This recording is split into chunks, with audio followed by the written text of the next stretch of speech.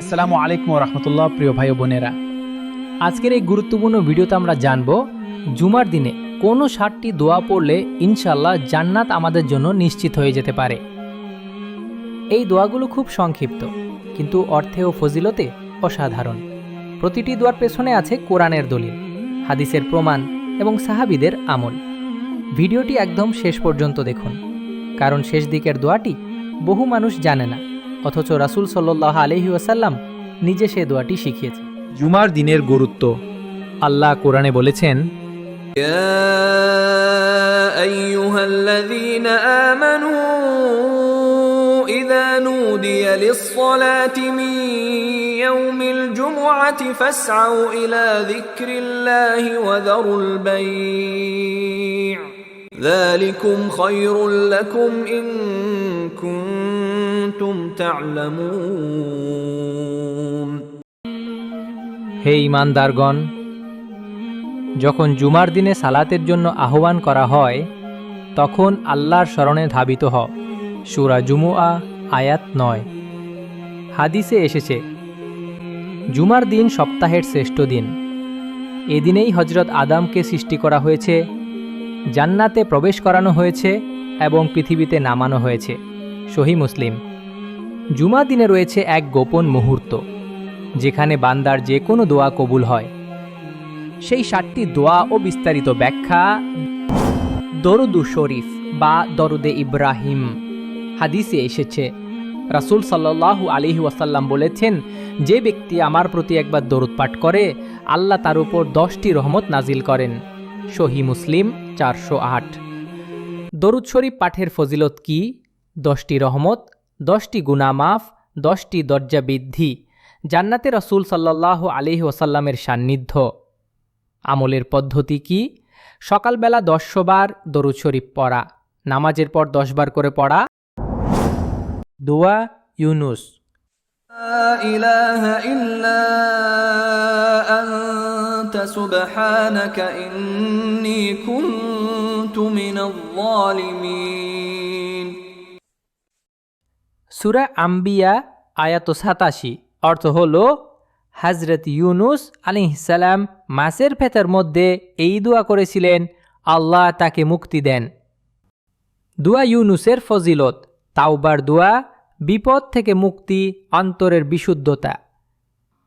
পড়ার সময়, নামাজের পর যখন বিপদে পড়েন এবং সিজদার মধ্যে। রব্বানা আতিনা ফিদ দুনিয়া ربنا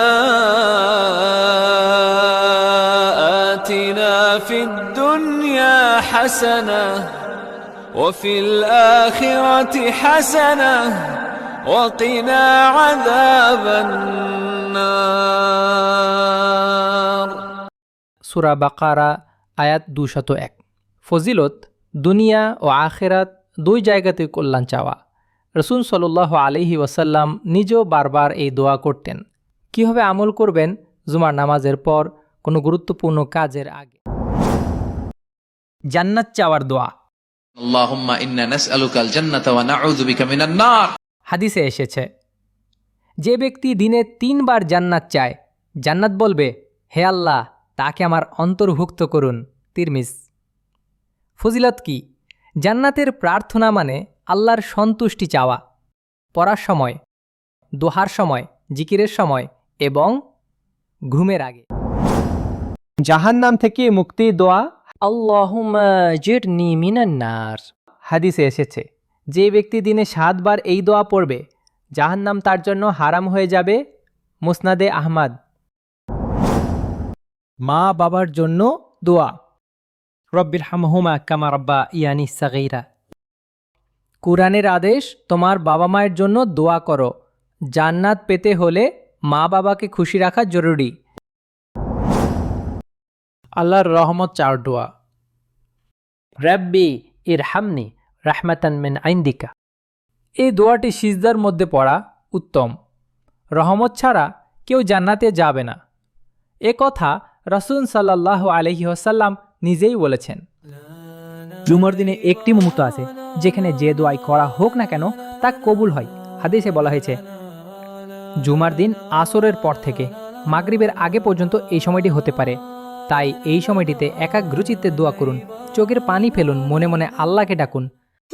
প্রিয় ভাই ও বোনেরা, এই 7টি দোয়া ছোট, কিন্তু এগুলোর প্রভাব অনেক বড়। নিয়মিতভাবে, বিশেষ করে জুমার দিনে এগুলো পড়লে ইনশাআল্লাহ আল্লাহ তাআলা আমাদের জান্নাত দান করবেন।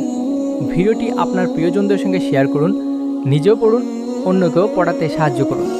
প্রতিদিনের জিকির লিস্টে এগুলো যোগ করুন। ভিডিওটি কেমন লাগলো কমেন্টে জানাতে ভুলবেন না। সাবস্ক্রাইব করে পাশে থাকুন আরও ইসলামিক ভিডিওর জন্য। আল্লাহ হাফেজ, সুস্থ থাকুন, দোয়ায় রাখবেন।